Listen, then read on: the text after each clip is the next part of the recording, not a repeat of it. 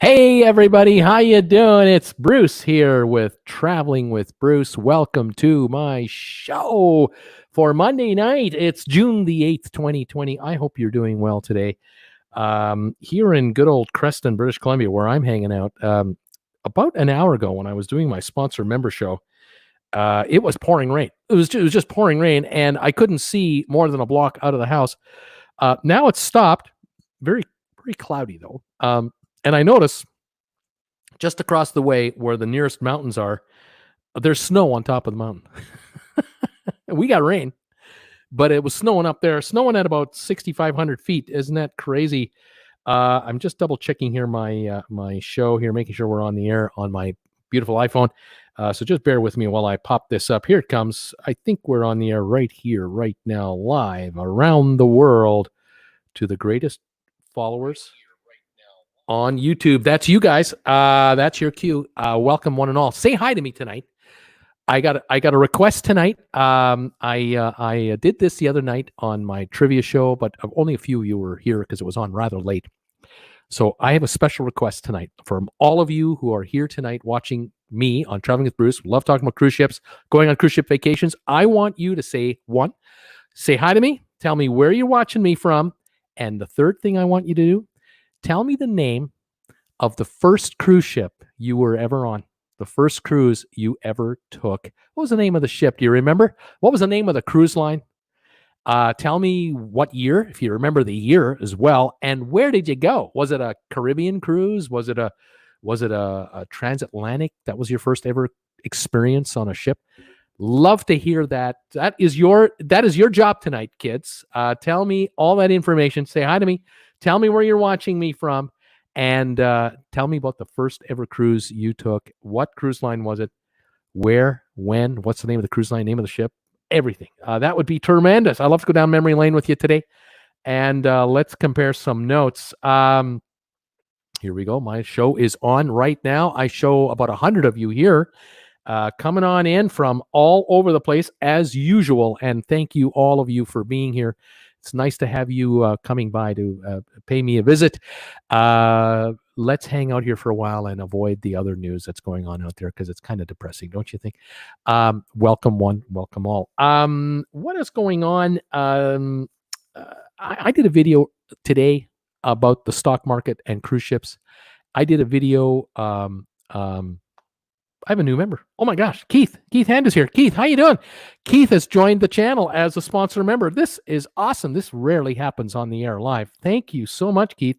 Number 36. You are number 36 to join this channel as a sponsor member. I did a video earlier today talking about the stock market and cruise lines. I did a video, I think it was yesterday, also commenting on how high the share prices have gone for cruise ships in the last cruise lines in the last couple of weeks. And a lot of you folks ask me all the time about stock market things with regard to these cruise shares. And as an ex-stockbroker and a former VP of a brokerage firm, and I was once president of a publicly traded company, small little company in Canada. I have some experience on the market side. And so I thought I would do another update today about the cruise business. And oh man, I did some research for this video, which is kind of a good thing, rather than just put up a video without knowing what you're talking about. I thought I'd do some research on it, and I pulled out some financials. I looked up the financials on these cruise lines to just see how much money did they generate last year in 2019. How much money did they bring in? How much money did they end up making? And then today, then for this year, 2020, I thought, well, how much money have they brought in, or are they estimating to bring in? And how bad will the losses be? Because there are no profits this year in 2020. I found it fascinating. I really did. I will give you this. Between Royal Caribbean and Carnival and Norwegian, those are the three largest cruise lines listed on the stock exchanges. Royal Caribbean, of course, owns Royal Caribbean and Celebrity and Azamara, and they have an interest in TUI, I believe. Then there's Carnival, which owns the Carnival brand, Holland America, Princess Cruise Line, Cunard, P&O in the UK, P&O in Australia. They own AIDA, which is out of the German line. They also own interest in a few other I think Seabourn. And then there's Norwegian, and they own Regent Seven Seas. They own Regent Seven Seas, and they own one other. And the name escapes me at the moment, which is typical when I go online. Anyway, between the three of them for the 2019 year, they brought in a total of $38.5 billion. That's how much money they brought in, gross dollars. $38.5 billion. And from all that money that came in, their net profit, when it was all said and done, collectively was $5.7 billion. This is all American money. Serious coin, to say the least.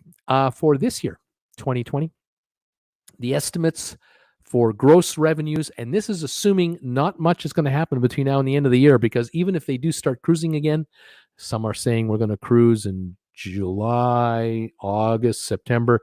Certain regions, there'll be no cruises, of course, no Alaska cruising this year, no New England cruising, and so on. Anyway, the estimates for this year, from last year, $38.5 billion, gross revenue this year, $8 billion. $30 billion less in money coming in the front door of cruise lines. Last year, they made a profit of $5.7 billion. This year's estimated losses are a range of between $10 and $11.5 billion of losses this year. And this is why there was a lot of speculation a month or two ago. Will cruise lines even survive? Will they even still be around because of these kinds of staggering dollar losses that are hitting the industry? Right now, there are no. Thank you, Gregory, so much for that super chat. Thank you. There are no dollars coming in the front door for the cruise lines. They are out of business. They are trying to get crew members home, get them off their ships to stop having to feed them 3 times a day, and lower their cost of operation. It's just staggering, isn't it? I mean, $8 billion in revenue versus 38, and net losses of $10 to $11.5 billion versus a profit of 5.7. Now, this, of course, is a direct reflection of the overall world economy, of course, the pandemic now, and the fact that even if you wanted to take a cruise, you can't get to the ship. How are you going to get to a cruise ship? If you're from Canada, you can't get to the States. I can't go down there. If you're in the U.S., can you get to Miami? Yeah, kind of. Can you get a hotel? Sort of. A car rental? Kind of. There's uncertainty. Plus, should you be wearing a mask? What are the protocols? A lot of uncertainty. Yeah, interesting stuff. Having said all this about the cruise lines, the 3 that are trading, wouldn't you know it, the shares of the cruise lines had a wonderful day today. Yet again, they went up in price. Let me show you if I can. Yes, here we go. This is a 1-day chart. Actually, let me do this first. Let me show you this. Let's see if I can get this to work. Okay, here we go. This is Royal Caribbean, and this is a 6-month chart. There you go, a 6-month chart. On the one side, you'll see the number 137. That's the high share price for the year. I'm just going to get this to zoom in a little bit and focus. Come on, camera. Come on, cooperate with me. Stop screwing around. The stock hit a high of about 135, 137 a share. And then the shares were as low as $19 a share about 3 months ago, back in March. This is not focusing, is it? Let me see. Here it is. There it is. 137 for the high, in the low high 20s around March. And now around $75 a share is where the shares closed at tonight. And aftermarket, they're trading at 77. This is a company that's losing $275 million a month, $9 million a day. They are losing every day. They are losing $9 million. They will have no customers until at least the fall. And that's being optimistic, because I don't think they're going to have any customers until 2021 or beyond that. And yet the shares are 77 when they used to be 137. They're only $60 off their high, only. But they've come up $50, $55 a share from the lows. Unbelievable. I don't know if I'd be able to hang around that long. I'd be tempted to sell, take a profit. Here's Norwegian. Let's see if we can get this. A 6-month chart, Norwegian. Okay. Here we go. Come on, camera. Catch it. There it is. The highs were in that $60 range. The lows were about $7-8 a share. now closing at $26 a share. Aftermarket $28.92, almost $30 a share from $7-8. Unbelievable. That's Norwegian. And then we have our friends at Carnival. Here we go. Let's try this camera. I'll go right into it, see if it'll pick it up. There they are. There they are. 53, 55 for the high, $8 for the low, now $24.91 during the day, and the after hours $26.88. Amazing. So to me, I think these are overpriced because they're all losing money.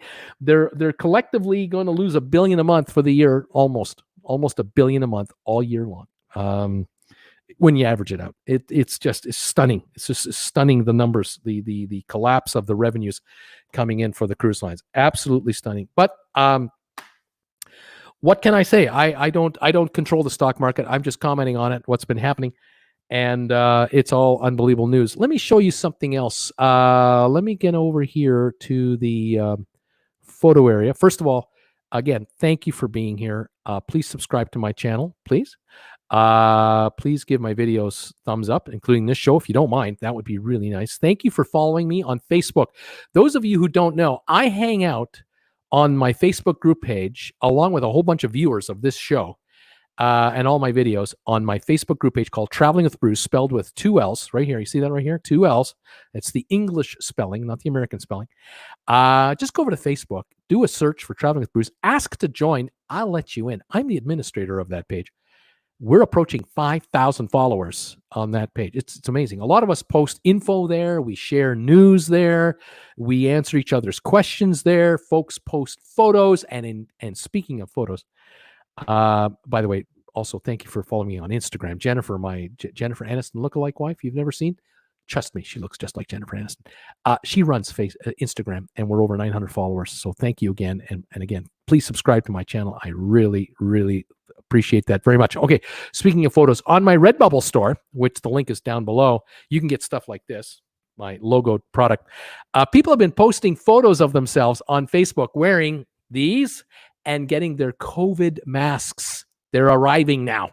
So if you want to see what these Traveling with Bruce COVID masks look like on actual human beings, you can now see it for yourself. Here's one right here. Tom Henry just posted a bunch of photos. He's got this mask. He picked off this mask. I can't remember if he got this one, but I know a bunch of people have picked up this COVID mask as well. So head on over to the RedBubble store. Take a look at that. You'll also see stuff like this, our travel mugs, our coffee mugs. You'll see T-shirts like this, logos galore, no end to it. And thank you all of you who are supporting me picking these items up. I really, really do appreciate it. Thank you very much. All right. Now, news of the day, talking about how cruising is not happening. Here's an image for you from Cruise Mapper. This is a Cruise Mapper image I took about an hour and a bit ago, and this is showing Manila in the Philippines, and this is a photo of Manila, the harbor, in Manila, and just outside the harbor looks like 4 cruise ships waiting to come into the harbor. A ship from Costa, a Carnival ship, and a couple of Holland America. And then looks like the Sun Princess is sailing in. Let me show you this photo here. All those dots you see all clustered together. Here it is here. There's a little zoom in for you of the Manila harbor. And you can see here 20 odd cruise ships that are waiting to offload Filipino crew members so they can go home. This is a cruise line that is not picking up crew members to go on cruises. These are cruise lines trying to get rid of their crew, trying to get them home because they have had trouble flying them home. They've had logistical issues with all kinds of countries refusing to allow crew members off of cruise ships to take flights home. Even charters have been very difficult to arrange. And so all of the cruise lines and all the various ships you see here, they have all decided we will gather up tens of thousands of our Filipino crew members who are just so loyal to our company, and we're going to sail them home on these ships. And so a lot of these crew members are staying in balcony rooms, eating 3 meals a day, being looked after by their employers, and are being brought home. But they have to wait their turn to get off the ship. They have to do a 2-week quarantine once they're on the land. They all have to be tested. And so that's why all of these ships are actually sitting here in these kinds of numbers. It's quite stunning. I thought I'd upload a couple of other photos today just to kind of show you what you're missing, what we're all missing. Here's a shot from the Norwegian. I believe this might be the Norwegian Joy. I believe it might be the Bliss. There's the go-kart track on the back and the water slides in the middle, and then the Haven Club up at the front. And look at the beautiful photos. Oh, the gorgeous water. Don't you just miss being on that? Here's a carnival shot of the Carnival Glory. This is from a few years ago. Look at that beautiful picture. You got to love that. I did read this morning talking about Las Vegas reopening. The folks were saying that Vegas reopened. This is a shot of a blackjack table that was being constructed at a warehouse by a contracting company for the casinos. This is kind of how some of these are looking now. You've got room only for 4 players at a time, all separated from each other by a sort of a plexiglass, and they're all separated from the dealer with a glass. Here's a shot of a slot picture showing what glass would look like between slot machines at an MGM Grand property. I did read this morning that it didn't look like this in Vegas over the weekend. They did open up on the 4th of June. It does not look like this. This is the old days of Las Vegas.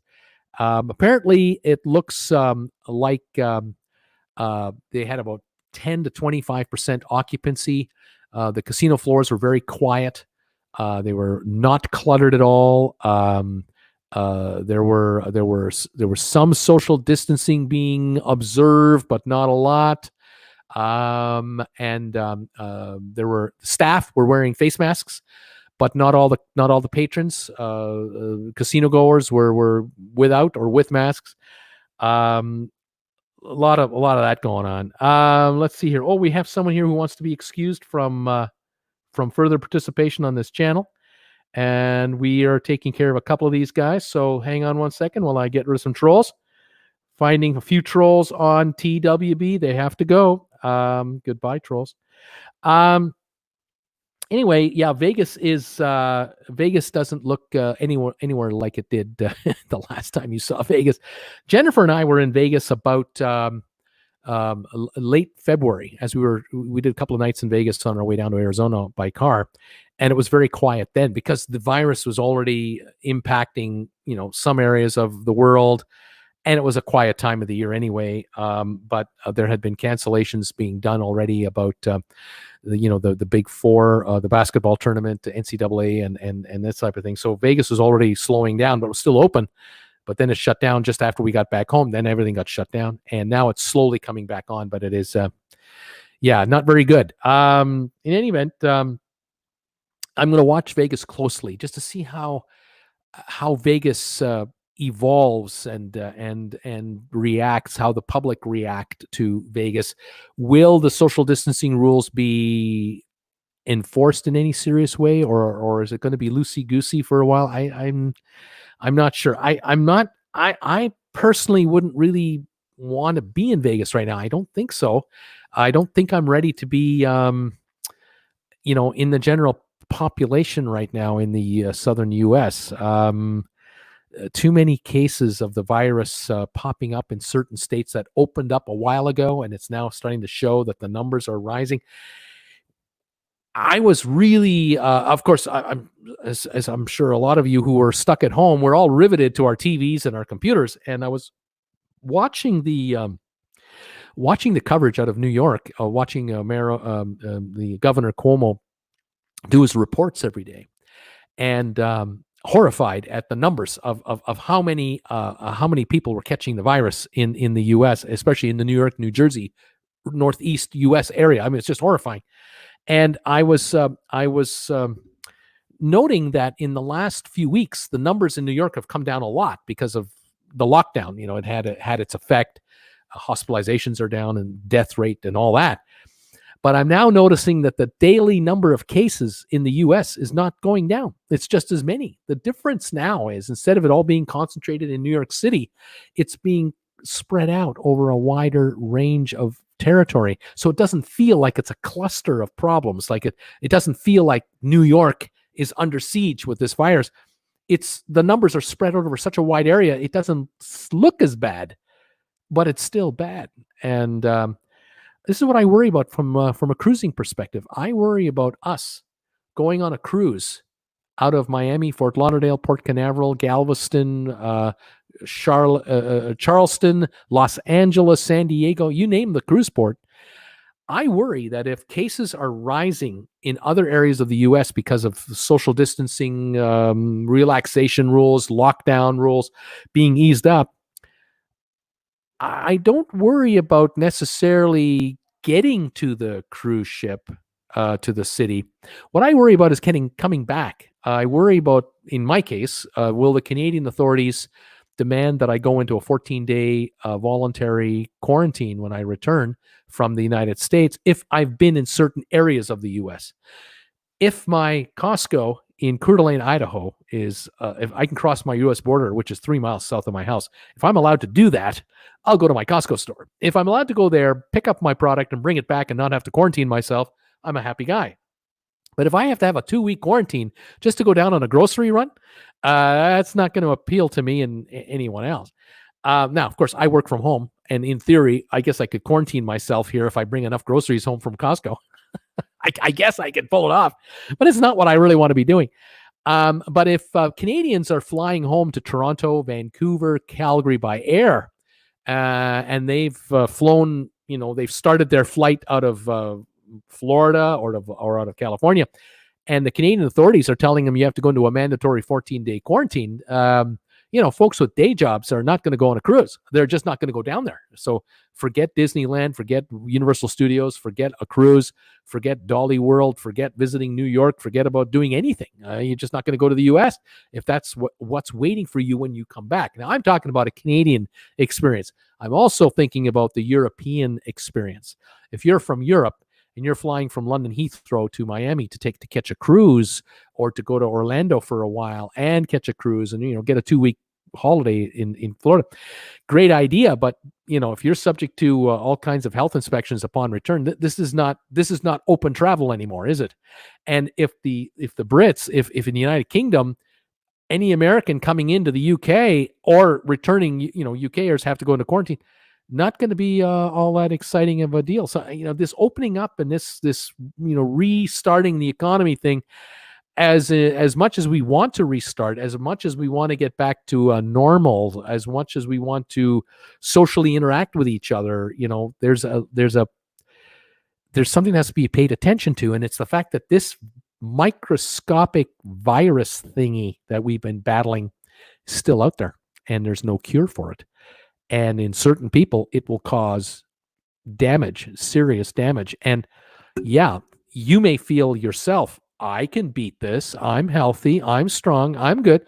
Great for you. But anyone you interact with that doesn't have as strong as an immune system as you have, whether it's by accident or by chance, however, you come back home to your hometown and you are in a grocery store picking out some fruits and vegetables and getting a steak or whatever you're doing, and you interact with someone that has a weak immune system, you might be the spreader that causes damage. And this is what no one wants. I mean, no one wants this.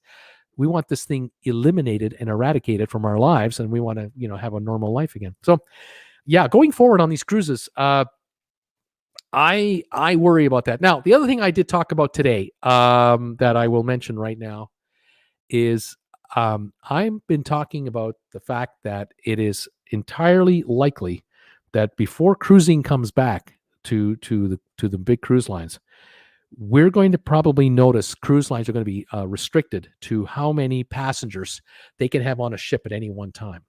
It is likely that cruise lines will be limited to maybe 75% capacity, maybe 50, maybe less. And I've been using in my mind, I've been thinking about this 50% number. I'm wondering, boy, if the CDC insists that cruise lines can't go beyond 50% passenger capacity, I understand where cruise lines could say, oh, okay, well, we'll have fewer crew because we don't have as many passengers, but they can't go down to half crew. They're not going to be able to do that. They're going to still need just as many people up in the bridge, just as many people in the engine room, all the air conditioning systems, the plumbing systems, all those, essentials. Yeah. You won't need as many waiters. You won't need as many bartenders, maybe, but you'll still need the show, and on. So maybe you're down to 65% crew, 70% crew from 100% crew, but you're down to 50% passenger. So cruise lines can't cut the costs as quickly as the revenue is cut. That's a problem. And here's what I was thinking about over the weekend. This year, 2020, there were supposed to be 30 million people going on a cruise. Tickets have been sold out. Cruises were sold out. Next year, 2021, there's supposed to be 32.5 million people going on a cruise. Most of those were being sold out. Most were being booked. Well, all of a sudden, all that's off the table. Now for 2020, right now, we already know there were only cruises in January and part of February and a few in March, and then that was about it. The rest of the year now is up in the air. There'll be no Alaska, no New England. There'll be no transatlantic repositioning cruises. That's all gone. We're hoping, cross our fingers, for Mexico and Caribbean cruises. We're hoping for the resumption of cruises in the Mediterranean, maybe. But so far, for the summer, all bets are off. AIDA Cruises, spelled AIDA, they just announced the cancellation of their entire 2020 season for summer cruising in Europe. I think MSC canceled all of their cruises. So there will not be anywhere near 30 million this year. I think we are at 7 or 8 million cruises. But let's just say that cruising will restart late this year in segments and small baby steps. And then by January the 1st of 2021, all cruise lines are back in business. Let's just play this pretend game, all right? But if we're at 50% capacity, that would mean that instead of 32 plus million people going on a cruise in 2021, there'll only be 16 million going on a cruise in 2021 because of the occupancy restrictions, right? 16 million. That means 16 million people will have their cruises canceled on them still coming up. Keep in mind, back in 2020, where we are right now, we've got 10, 15 million people who've already had their cruises canceled. Most of them, maybe half of them, took their money back. They just took a refund. The other half took a future cruise credit.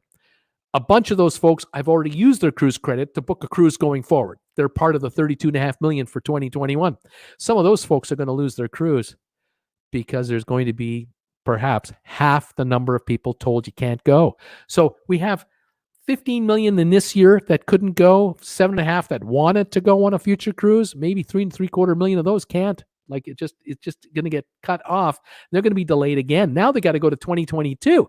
But the folks in 2021 who lose their cruise, 16 million who lose their cruise, half will probably want their money back. The other half will want to rebook a new cruise for 2022. Well, in 2022, if we're still at 50% reduction, we still can only do 16 million in 2022. It's another 16 million cancellations or non-bookings available.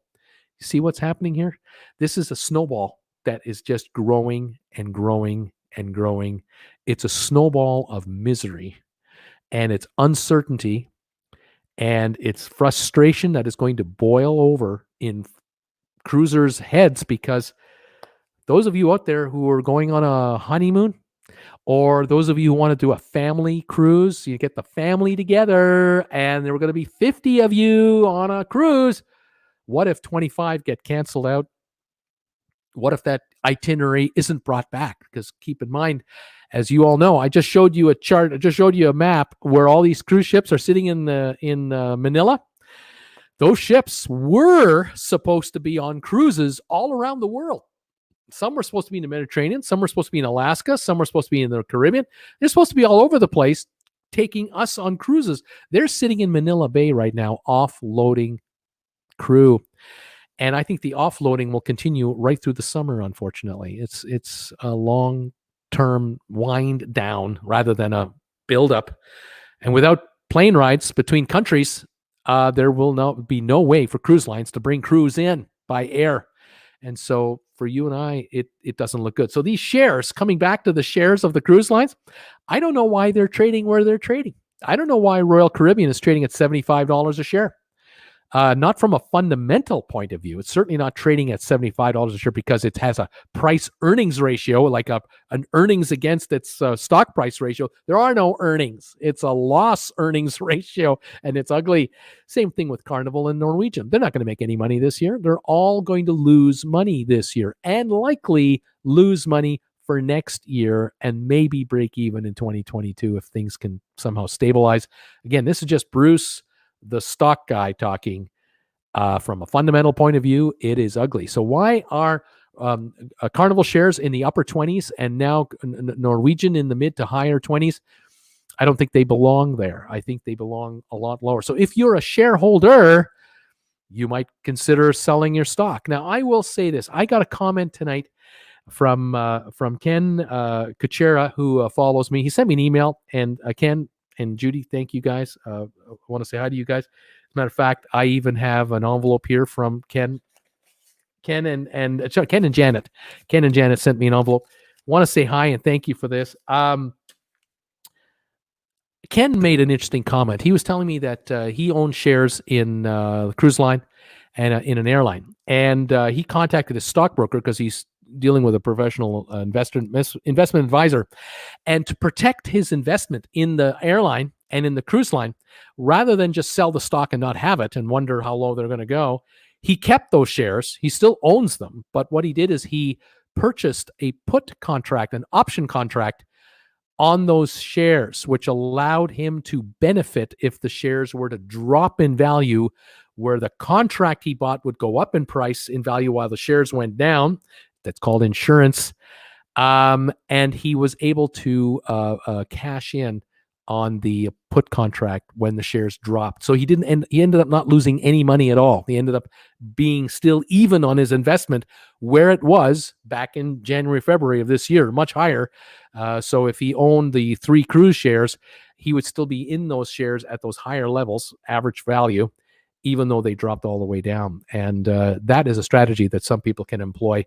You should use an investment advisor for that kind of help, because you need a pro that knows what they're doing when it comes to options if you ever want to entertain that. Anyway, there are ways to enjoy this market and benefit from it and invest in it. Is it a good time right now to jump into cruise stock? I don't think so. I don't think this is the time to become a new investor today in the cruise market. I don't think so. Is it a good time to sell? It could be. I got to say, though, that over the next year and a half, I don't see any reason for the shares to be here or be higher than this price. Certainly not from a performance point of view.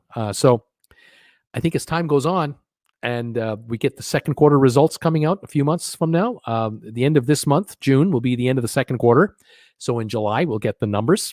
How did you do in the second quarter? Cruise line second quarter numbers will be awful. And I don't see the shares being in this neighborhood.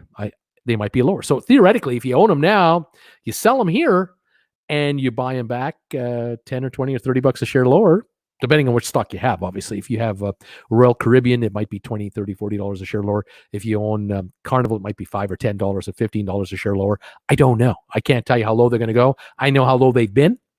I know how high they've been, and I know where they are now. And where they are now looks rich to me. But I can say the same for airline stocks.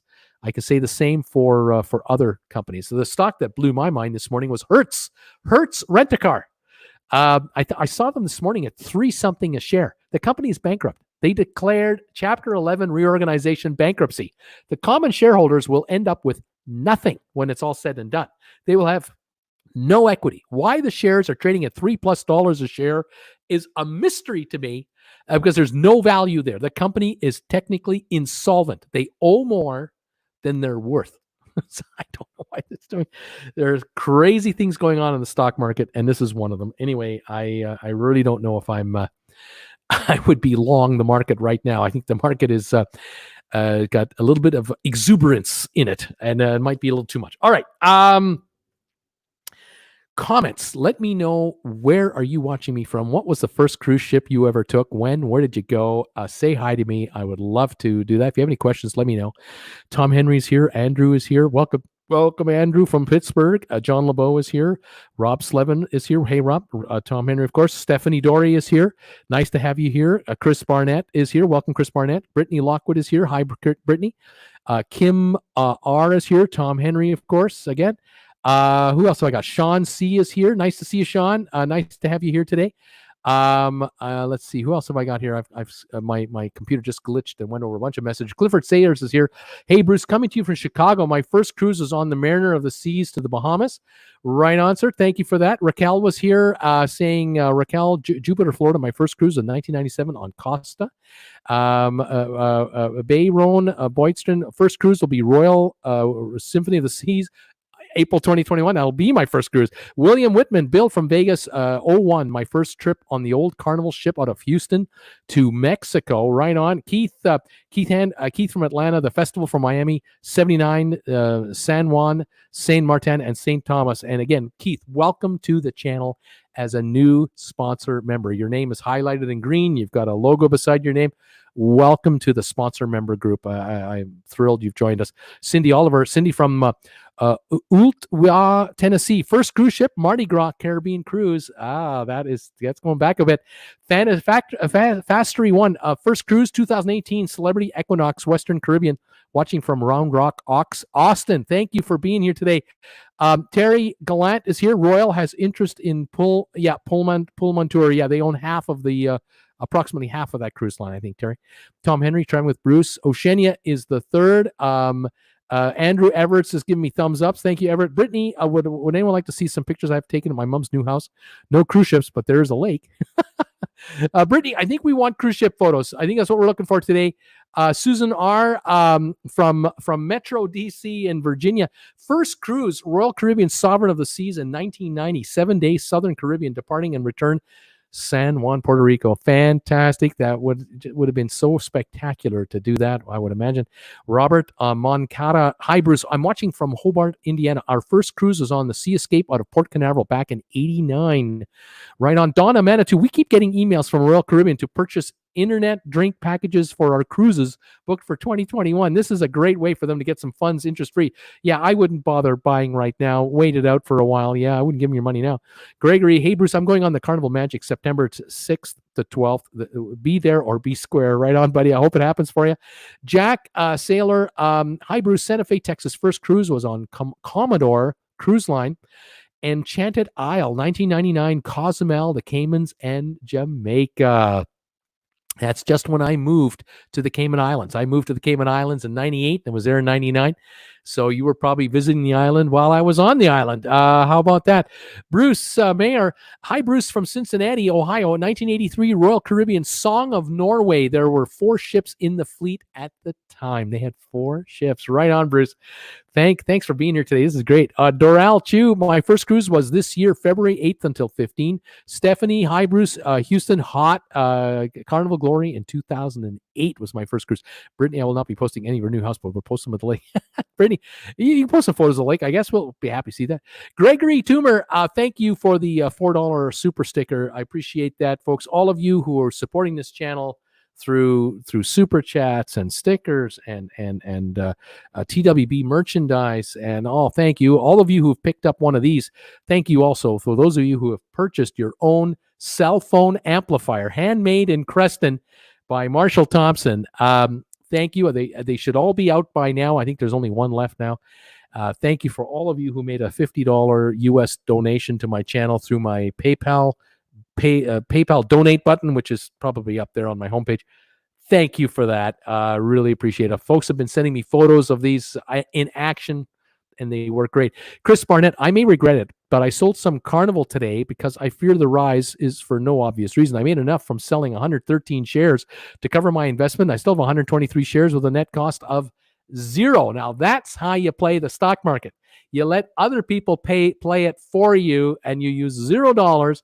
Now you can't lose no matter where they go. That's a good idea. That's a good strategy. Vincent, Italian Line, 1975. I'm in Allentown, PA. Welcome, Vincent. Paul T, Explorer of the Seas, 2007, my first cruise to Bermuda. Alex, how long do you think it'll take to bring all the employees back? Alex, if they were to bring the planes back, if all the airlines were to pick up where they left off, and we have thousands of airplanes in the air every day. Within a month, I bet you the cruise lines could be up and running within a month, no problem. But I don't see airlines between countries coming anytime soon coming back to normal. I mean, between the United States and America right now, they're having problems arranging flights back and forth because each is accusing the other of not allowing them into their airspace and all this crap. It's going to be a while. It's going to be a while. Cindy, hello, TWB family. Our first cruise was on Enchantment of the Seas in 2007. Went to Jamaica and Grand Cayman. Fantastic cruise. Cindy, welcome, and thank you for being a sponsor member as always. Sean, another sponsor member, saying, hi, Bruce. First cruise was March 18 with my daughter on the Anthem of the Seas to the Bahamas. My wife is still waiting for her first cruise. 2006, canceled. 2016 was canceled. 2018, we canceled. 2021, canceled. Hopefully 2022. I hope that happens someday. Conchita Herrera. Hi, Bruce and everyone. I live in Miami Beach. My first cruise was, and we're going to have to wait to find that message. Bob Kleinsasser. Hi, Bruce. Edmonton, Alberta, 2010. Ruby Princess, 10-day Southern Caribbean medley. Would have been fantastic, Rob. Bob, that is fantastic. Thanks for joining me up there from Edmund Chuck in Alberta, buddy. Flory Vera 54, Royal Caribbean 3-day 2-night Caribbean, just to have the experience, and I've made 6 more between Royal Caribbean and on Carnival. Penny Wood, hi from Florida, first ship Carnival Mardi Gras 1987, 33 years ago. Fantastic.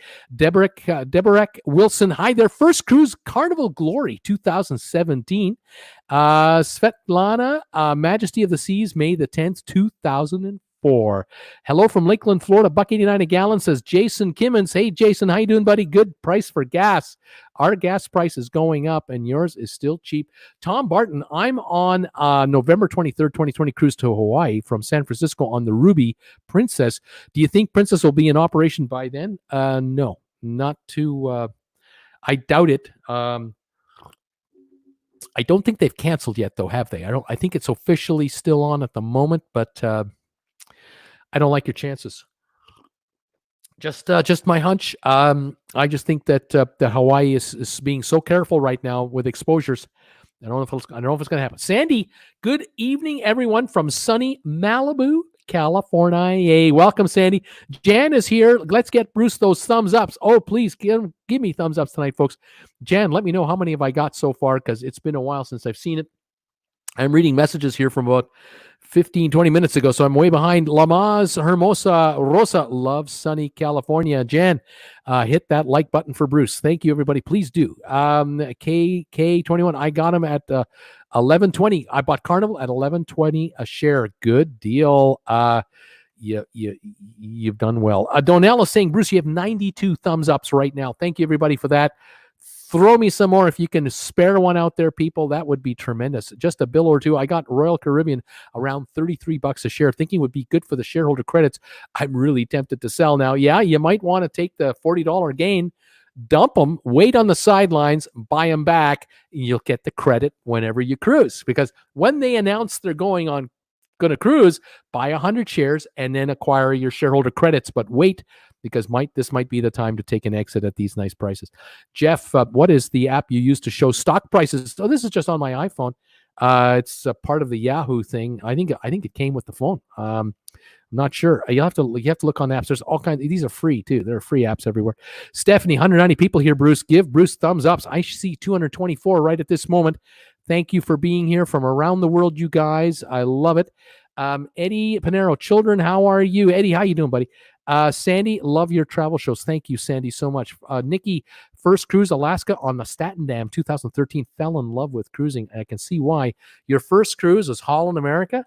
Yeah, I can see why you'd be in love with cruising. My first cruise in the modern era was 2007 on the 2008. Holland America, Oosterdam, San Diego, down to Mazatlan, Cabo, and Puerto Vallarta. Mexican cruise, 1 week. Loved it. Yeah, loved it. Terry just requested to join your Facebook group page. Terry, please do. I will let you in after the show's over. Anybody wants to join my Facebook group page, Traveling with Bruce, just enter the search bar. It'll pop up. Ask to join the page. I'll let you in. I'm the administrator. As soon as I get off this show tonight, I pop in there and I admit anyone that wants in. If you've got a legitimate Facebook page and you're not a robot and you're not posting garbage, you're welcome to my TWB group page over there. That would be great. Thank you, Terry, for coming over. Jerry is here. Hey, Jerry, how you doing, buddy? Nice to see you. Stephanie, I live to cruise. Let's please get it started by November. Conchita, hi, Bruce. I live in Miami. My first cruise when I was around 8 years old in 1959. The name of the ship was a P&O Floridita, 1959. I was on a transatlantic cruise in 1959 from Canada to Germany, but I don't remember the name of the ship going over, but I came back from Germany to Canada in 1962 on home lines on the Homeric. I was on the Homeric, Italian. It was an Italian transatlantic cruise ship. And I found out when I started this channel, I was always curious, whatever happened to that ship I was on? And apparently it burned. It had a fire in 1974 in the Caribbean. It was being used at that time as a Caribbean sail ship of some kind. And they had a fire on board, and the damage was so bad, they ended up scrapping it. So the ship, the old Homeric, is no longer around, although you can acquire memorabilia from the Homeric on eBay. If you do eBay searches, you can look up home lines, the Homeric ship. There are Homeric menus and keepsakes that people had, all kinds of stuff like that. So kind of neat to know. Cruising, no losing. Hey, Bruce, how are you doing? My first cruise was around the Mediterranean with my family around 15 years ago. It was amazing. I believe it was. I did a Mediterranean cruise with my daughter. Loved it. KK, I have cruise withdrawal so bad. I know that feeling. Was that Koji TV?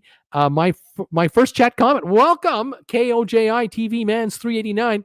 I have no idea what to call you. Should I call you KT? What do I call you for short? Welcome to Traveling with Bruce. Nice to have you here. Karen Lipshin is in the house.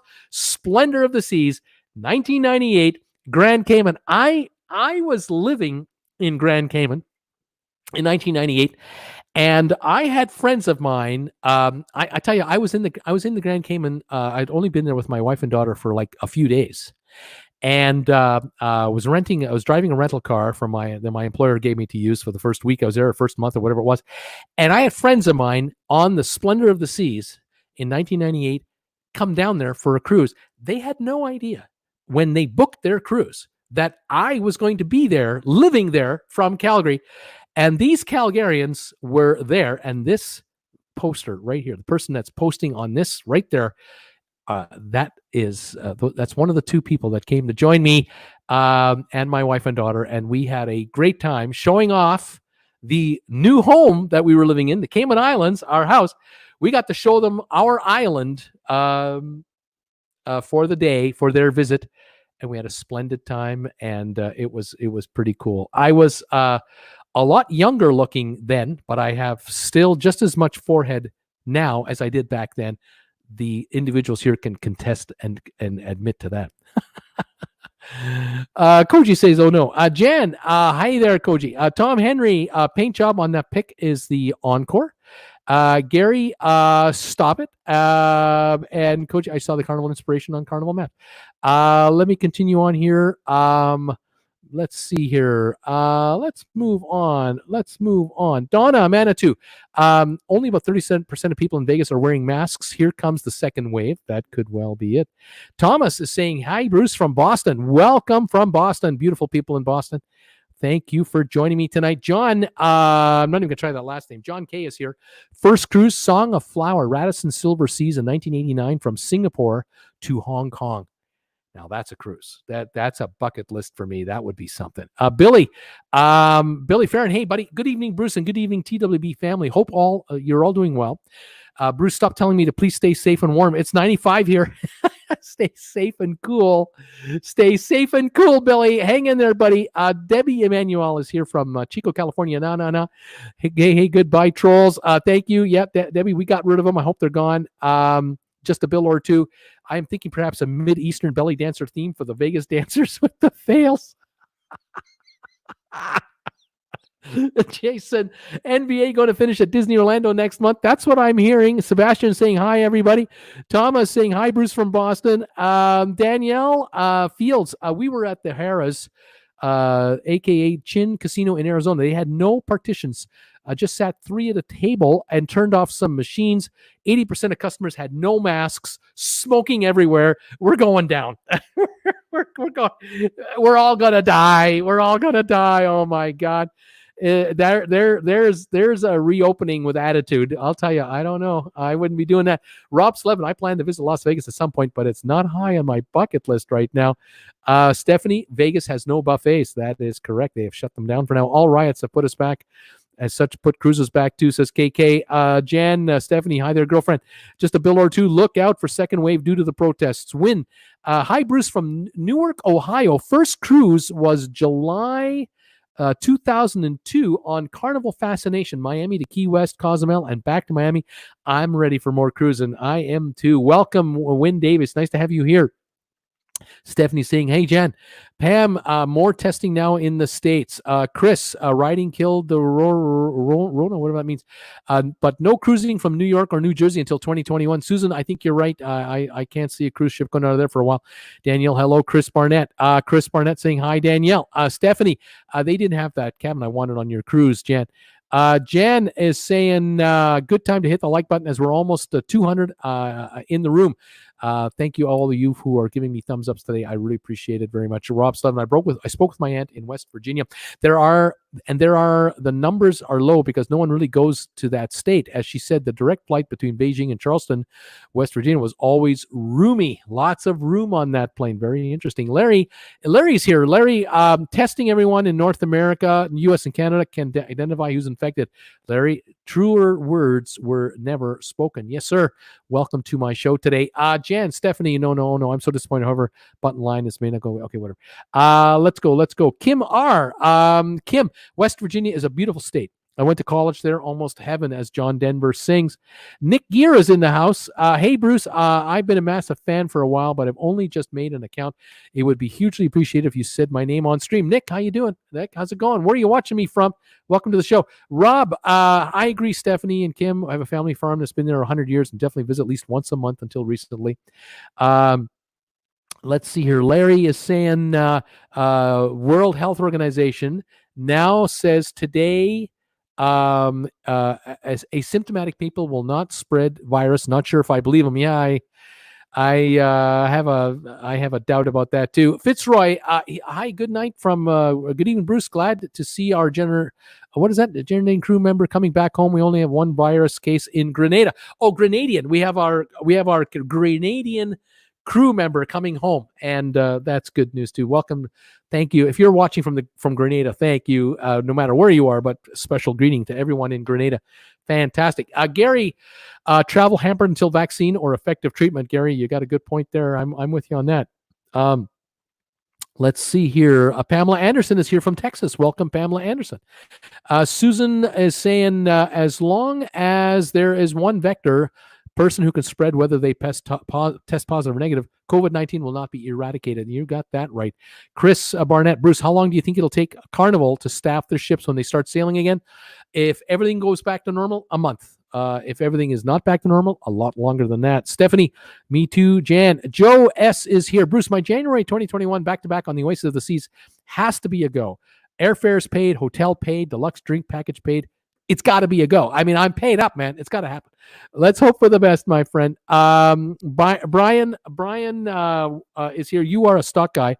How about fixed cost versus variable cost? Yes, well, that's the issue, isn't it? You've got the, these cruise lines have their head offices. They got their property taxes, their rents, air conditioning, electric, their computer systems. All those folks that handle all those reservation systems, the logistics, oh my gosh, technical, the advertising department, the legal department. Look at the legal costs for cruise lines going forward. They're going to just shoot through the roof because how many people are going to try and sue them for the COVID-19? Unbelievable. Yes, cruise lines are not going to have an easy time of it financially. HM the King, what's the difference between 50, 7,500 capacity? It only takes one person to affect the whole ship. Well, yes, one person can infect more people. But what I'm talking about when it comes to capacity is the ability of the cruise line to make a profit. If you have a ship that can handle 5,000 passengers and you've got 5,000 people on the ship, you've got 5,000 potential spenders for drinks, casinos, the shops, short excursions, all kinds of way to make money from 5,000 people. If you're limited to 3,750 people on a 5,000 cruise ship capacity ship, there's 1,250 people that are not spending money. That's only 3,750. If you're down to 50%, we're down to 2,500. How do you make money as a cruise line with only 2,500 passengers on a 5,000 passenger capacity ship with all your overheads? That's what I'm talking about. Remember, when they were sailing in 2019 with practically maximum capacity, I mean, almost all cruise ships were practically sold out. I know some were not, some were oversold, but on average, cruise lines were making tons of money. They were bringing in $38 billion gross between Norwegian, Carnival, and Royal Caribbean, clearing $5.7 billion. This is a 15% net profit margin. Okay, only 15%. When you're down to 50% capacity, you're not going to have these kinds of profits. You're not going to have any profits because the cost of running your business, in the case of these cruise lines, it cost them $33 billion out of the $38 billion to make $5. So, hey, you're bringing in now $18 billion, $19 billion. If you sell half your ships, you're bringing in $19 billion. You're not going to make $5 billion. It costs $30 billion, $33 to make $5. It's going to cost probably $20 to make $18. You're not making money. You're losing money at half. That's what I'm trying to get at. Mermaid C is saying hi. I'm saying hi, Mermaid C. Joe is saying only need 297 points to reach pinnacle for Royal Caribbean. Right on. Alex is saying, even with 50% occupancy, I'm sure the cheaper interior cabins won't be used and the more expensive cabins will be, not an exact half in profits. Alex, you could be right, but keep in mind, it's a competitive business. Every resort, these all-inclusive resorts that are going to be reopening in Mexico, Dominican Republic, Grenada, St. Kitts, wherever they're located, they're all going to have sales. They're going to have specials. They're going to try to bring passengers in, people in. There's a competition for our dollars, and we as cruisers are not going to overpay to go on a cruise. We're not going to pay triple just to go on a cruise because we can. It's not our style. We're going to look for a value deal. And so at half capacity, yeah, you could say, well, the inside rooms won't be rented out. Okay. Yeah. But they didn't make a lot of money on the inside rooms anyway, did they? The inside rooms were going for $500 a week, $450 for a week, $375 for a week in the Caribbean on some of these cruise lines. How much money are you going to make on these folks, right? You always made the money on the big rooms. So, but now you're down to half the number of big rooms than you had before. Think about that. Haven won't be full in Norwegian. The Haven will not be with 250 people. The Haven might only have 140. Think about that. That's big money lost. Minnesota Jim. Hi, Bruce. I'm from Rosemount, Minnesota.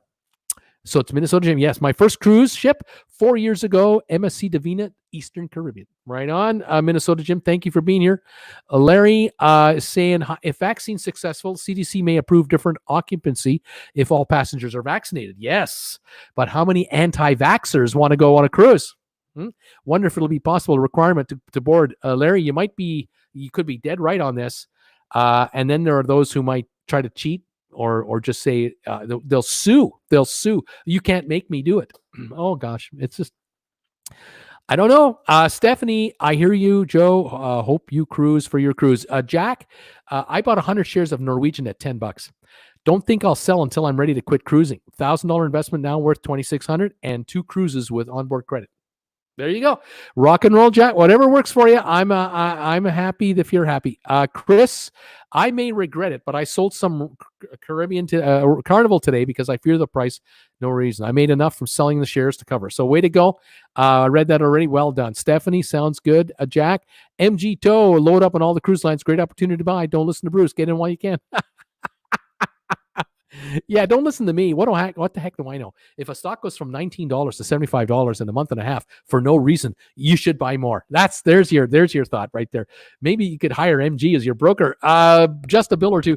Cruise income comes back in a year or two when we have a vaccine. Question is, how much debt per share dilution is needed to get the cruise companies to survive until then? Yeah.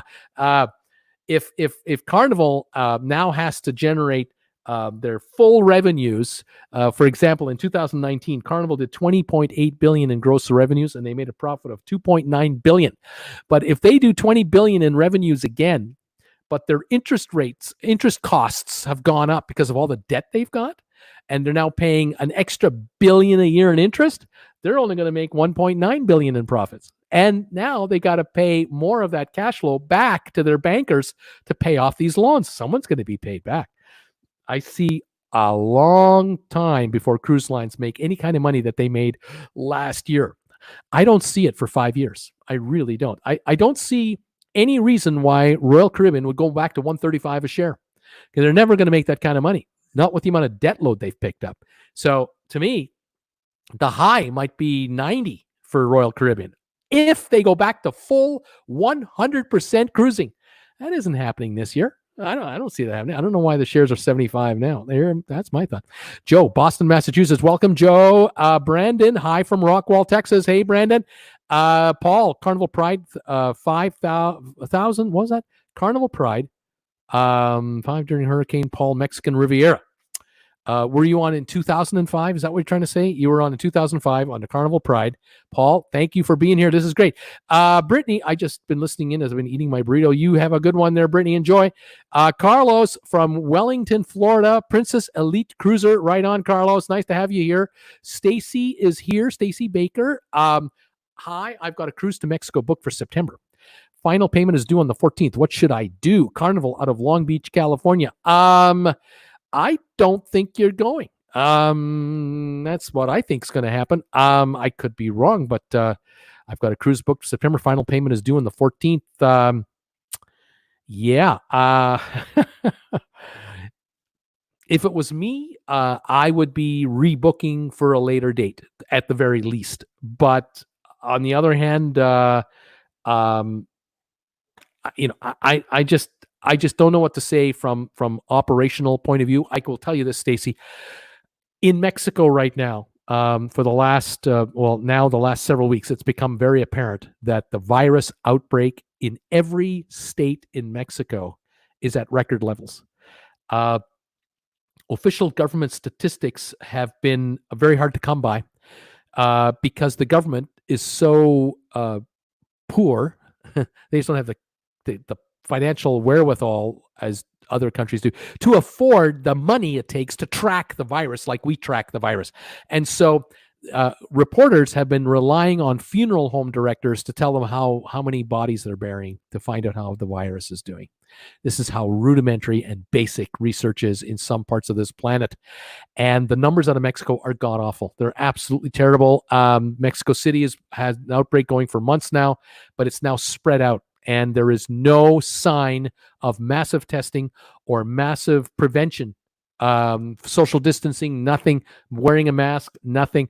It's out of control. I cannot see cruise lines going to Mexico anytime this year. I just do not understand it, because the CDC will say to Carnival, you go down there to Mexico and you come back to LA, everyone coming back is in a 2-week quarantine mandatory. So I don't know how your cruise is going to happen. I don't know why Carnival is even demanding payment. I don't know. To me, 1, I wouldn't go. 2, I would rebook for future and use your credit. Or C, I would just cancel out. But you're asking me my opinion. This is me talking. You got to make up your own mind on this one, Stacy. I just don't like your odds. BB Bach MD, agree with you on the crazy oversold markets. Panic buying. First cruise was on the Silver Sea Cloud, Mombasa to Cape Town, 2015. Right on. That's pretty cool. Joe S is saying first cruise was SS Statendam, 1973, New York to Bermuda. Right on, Joe. That is awesome. Brian, Carnival Splendor did the Mexican Riviera. Right on, Brian. Eddie Panero, Eddie Rome RL. I don't know what that means. Janet, a hi from Bangor, Maine. First was too long ago to remember the ship. It was on the Carnival. It was a Carnival cruise though, but it was too long to remember. Rico, California Viking LIF. Right on. Michael and Diane, Paul Gauguin, when it was Regent in 2005, our first cruise. HM the King just booked 11-day Greek Isle and Italy on the NCL getaway, May 2021. Should be okay to go by then. Let's hope so, HM. Sean Murphy, hi from Brighton, Colorado, had winds of 70 miles an hour yesterday. Casinos here open next week. Will be interesting to see how that goes. Tom Bros, wash your hands. Matthew, Carnival Spirit 2004, Mexican Riviera out of Long Beach. Right on, Matthew. Brandon, first cruise was Carnival Imagination 1999. Rob Slevin, I'll be seeing you later, Bruce and all. Thank you, Rob. You have a good evening. The CJ Kyles, Bruce, new sub. Do you feel we'll be cruising August 2021? Well, I sure hope so, guys. I can say that if we have a vaccine in place, chances are a lot better. If we do not have a vaccine in place, it all depends where your cruise was scheduled to go, whether it happens or not. Because there may still be places on the planet that will not allow cruise ships in without a vaccine, no matter what. Without a vaccine, it won't happen. So we're going to see, my friends. That's why we keep this channel going and see what's happening. Kay, hi, Bruce, watching from Jacksonville, Florida. Any thoughts on cruise lines selling old ships? Well, yes, I do have thoughts. There's a likelihood, if we don't see cruising until 2021 or later, that we may have already seen the last cruise of several of the older ships that the cruise lines are operating. Some of the oldest Carnival ships might never sail with passengers again. Some of the old Royal Caribbeans, some of the older Norwegian ships that were due for major dry dock work this year or next year, that were 25 years old or 22 years old, 26 years old, if they were scheduled for that, might not happen. They might not go in at all, and they might well be unofficially retired by just not being reactivated. They might just be kept warm for a while, and then quietly they might be sold off. So yeah, okay, it's possible. Cruise lines have already said that when they come back to cruising, they will likely start with maybe 10 to 15% of their cruise ships to start with. Now, the chairman of Royal Caribbean, Mr. Richard Fain, he has already been quoted as saying that the newest ships that they've got are their most efficient ships in the water. They make the most money. And even at 50% capacity, he feels they can make a profit on their newest ships. But on their oldest ships, personally, I think they need to be at 3/4, 80% or higher capacity to break even. And they're not going to bring out their smallest, older, least efficient vessels for the cruisers. They're going to bring out their ships with all the bells and whistles. They're going to want to use their Oasis class ships, number one, their Freedom class, their Liberty class, those big, beautiful Odyssey ships. Those are the ones they're going to put in the water first. They have the most crew members. They can make the most money. They have the most features. They have the biggest casinos. They have the most specialty dining, all the bells and whistles. That's what's going to happen first. So these older ships that the three big cruise lines have and other cruise lines, these older ships may have theoretically sailed already for the last time with paying passengers, and nobody knew it at the time. So we'll just see what happens. Now, there are ships coming, new ships coming out of the shipyards in the next year or two. Donnell, hi, Bruce and all. Greetings from Cork, Ireland. It's 1:38 a.m. My first cruise will be May 2021. Fingers crossed on the MSC Grandiosa. I hope it'll be one of the 50%, because Donnell has already been canceled out on his first cruise. It was supposed to happen already. Now he's hoping for the first cruise next year. I'm hoping for you, buddy. Hang in there. And I love your shirt. I can see that picture of you there. Love that TWB shirt you got on there, buddy. Thank you for being a follower of my channel. Peter Heck, my first cruise was on the Oceanic on on October of 1980. That's when they still had midnight buffets and skeet shooting off the rear of the deck. The good old days. I know those back in those days, you could even shoot golf balls off the back of the ship. Danielle, first cruise was Royal Caribbean Monarch of the Seas in 2005 out of Los Angeles. Right on, Danielle. Jan is saying, Bruce, you've got 86 thumbs ups. Now, this is about 20 minutes ago. So I'm still behind here on my thing. The amplifier works well, everybody. Tim Bowman is saying, if you get yourself one of these cell phone amplifiers, Tim Bowman is telling you his works like a charm. Fantastic. I have one left. I got one left, and I've got a call. I have to put a call into Marshall to get some more made. So if you want one, make a donation, $50 American. We'll get you one, shipping included, anywhere in North America. If you're outside of North America, you got to make it 60 American because the shipping is horrific, absolutely horrific. But they're worth it. They're really cool. Eddie, hey, Brucey, Daddy from Florida. Hope you're doing fine. I sure do make you... sure to make you in again. Run for. Hope you're doing well. Talk to you soon. Thank you, buddy. Eddie, you hang in there. Tony Williams, Bruce, our first cruise was a travel agent family cruise on the Harmony of the Seas 2018. We are from Chicago, Chi-Town. Welcome, Tony, from beautiful Chicago, Illinois. All of my viewers in Chicago and area. I know I got a bunch of you guys over there. Love you guys. Robert Gray, Bruce. Hi, Bruce from Southern Florida. My first cruise was February 83 on Carnival Festival out of Miami, Eastern Caribbean, Nassau, San Juan, and St. Thomas. That must have been a great time, man. Fantastic. Chris Barnett, hey, from Trussville, Alabama. Our first cruise was on the Carnival Mardi Gras 1992, Freeport and Nassau. Jason Kimmons, how long will it take for the ships to repaint and be ready for guests? Will the cruise companies use the smaller ships first and continue? No. The big ships first. The big ones will be the first ones. The smaller ones will be the last. Cruise with us. Howdy, TWB guys. How you doing, guys? Welcome to the show today. Jimmy C. First cruise, March 31st, 1985. Carnival Mardi Gras, cabin U27. Steward name was Edgar. Hello from Chicago, too, and thumbs ups. Thank you, Jimmy C. Thank you, Chicagoans.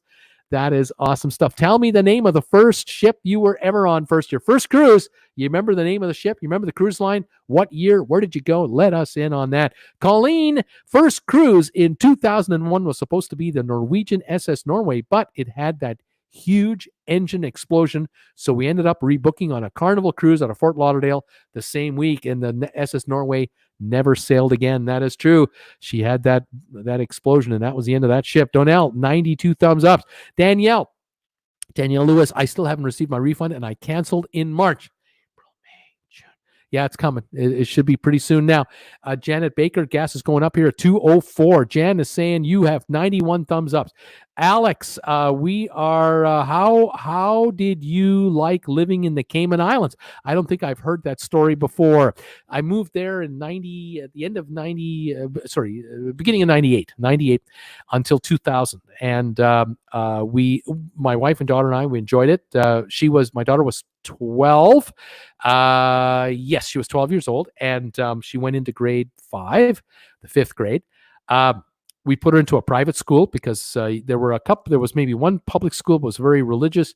There was another private school that was also very religious. And then there was this public school that was more like a private school for school. It wasn't so religious, which is what we were looking for. She found it interesting, enjoyed it. She did rather well with it. We enjoyed the island. We got used to the island living. It's funny how you adapt to a new environment. We'd lived virtually our entire lives. In my daughter's case, my wife's case, always lived in Canada. I had been to Germany as a child, lived in Canada the rest of my life. And this is the first time we were expatriates as adults. Found it fascinating being Canadian in the Cayman Islands, British territory. So the Queen was on the money, just like in Canada. The Queen is on the money. But the news is dominated by America. Surprise! The United States news is what you watch, although we were getting news from Britain and the Caribbean as a whole. Very little from Canada, although I did get the CBC network, so I was able to watch Canada broadcasting. And of course, we had internet. The island is very wealthy. the country, or the territory, Cayman Islands is part of the United Kingdom. It is the most expensive part of town when it comes to the Caribbean. The Cayman Island folks are like Manhattan. They have the best standard of living, highest earning potential, excellent healthcare, excellent education, really nice. Income tax, there is no income tax. Corporate tax, no corporate tax. But there's charges on everything else. You buy gasoline there, it's like $6 a gallon when you can buy it for $2 in Miami. Groceries are 50% higher than the US at least.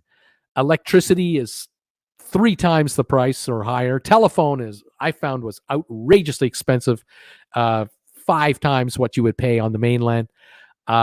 So there were many costs a lot higher to deliver because you're on an island. Goods and services had to be imported by ship. So toilet paper had to be brought in by ship. Cars brought in by boat. You didn't no factories in the Cayman Islands. So it was a fascinating place to live. Tourist driven and offshore finance driven. A lot of lawyers, accountants, auditors, bankers, insurance people, investment advisors, which is what I was. Fascinating world to live in as a full-timer. Interesting to watch the daytime activity with the cruise ships coming in the morning and then leaving in the afternoon. Thousands of people coming in and then going away. So the island really, its character changed dramatically. In the morning it was dead quiet. The afternoon it was hectic. Evening calm. A very unique place. Rather enjoyed it. MG Tow. My first cruise, early 1990s, from Southampton to New York. First cruise was interrupted by an iceberg. I died, but I was resurrected. Right on, MG, and you're still here to get us. Welcome, buddy. Donnell, 102 thumbs ups and counting now, Bruce. Multi Deadeye is here. Howdy, TWB guys. Welcome, Multi Deadeye. Eddie, I'm not sure what my first cruise was, but it was great. Did it with the Bahamas and my son and my fan shell, and can't wait to meet you on AJ. Bruce, have a great night. Take care. Thank you, Eddie, for being here today.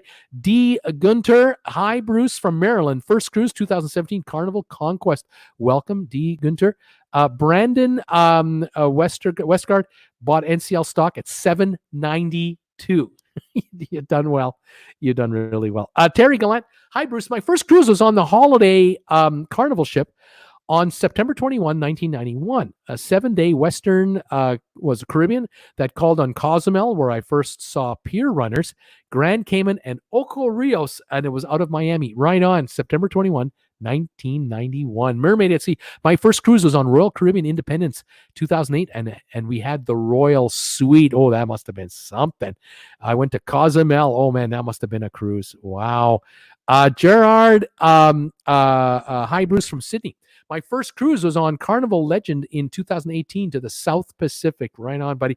Welcome from down under. Glad that you're here. We got 107 thumbs ups, Jan is saying now. Donato, first cruise was Princess Dawn, 2004 in the Caribbean. Thank you, Donato. Marvin, hi ho from Palm Beach, Florida. Marvin, how you doing there, buddy? Welcome from Palm Beach, Florida. Nice to have you here. Good to see you tonight. Welcome aboard. Michael and Diane, Paul Gauguin was Radisson at the time. Right on. Ann Campbell, NCL Norway had an explosion. That ended her. It sure did. Colleen Sachs. My first cruise in 2003 was supposed to be on the Norwegian SS Norway, but I had a huge explosion a week before my cruise. Yeah, got that message already. Sorry, some folks, they think I'll miss their message, so they post it twice, but I'll get to you. Emily, 114 thumbs ups. Keep it going, Bruce. Right on, guys. Keep those thumbs ups coming in. Joe, WHO, make up my mind.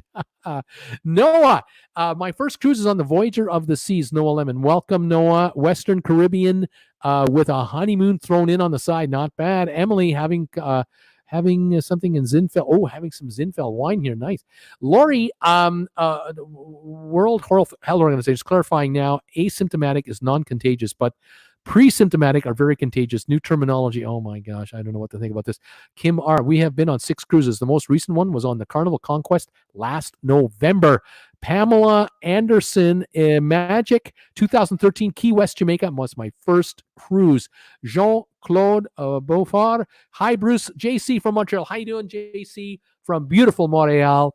Love Montreal. I haven't been in Montreal in quite some time.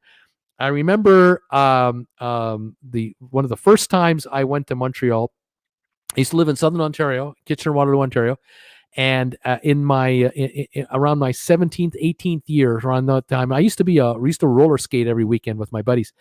I love to go roller skating, and we had heard that if you want to go roller skating and you want to see the prettiest gals on wheels, you got to go to Montreal. And we went to the Repatriation in Montreal. I'm not sure if it was in Laval or Montreal proper. I can't remember.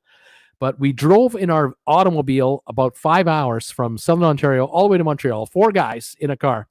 And we did a one-nighter in Montreal, and we went roller skating for 2 days. It might have been 2 nights.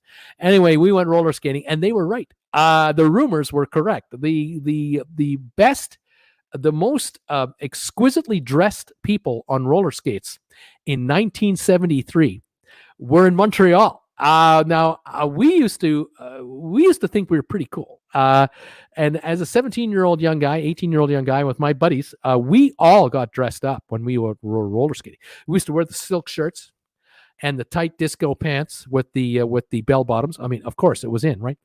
We had the platform shoes, and we had those. You remember those silk ties you used to have with the little ring that you put around it? That would, we were dressed for success. We would go to the Repatriation and go roller skating, and they had that orb disco ball in the middle. We'd never seen that before on a roller skating rink. We saw it on movies, on discos. And they were playing the disco music. Man, did we love that. Oh my God. My best pal, my best friend, he had white gloves. By the way, we never fell down. We never fell.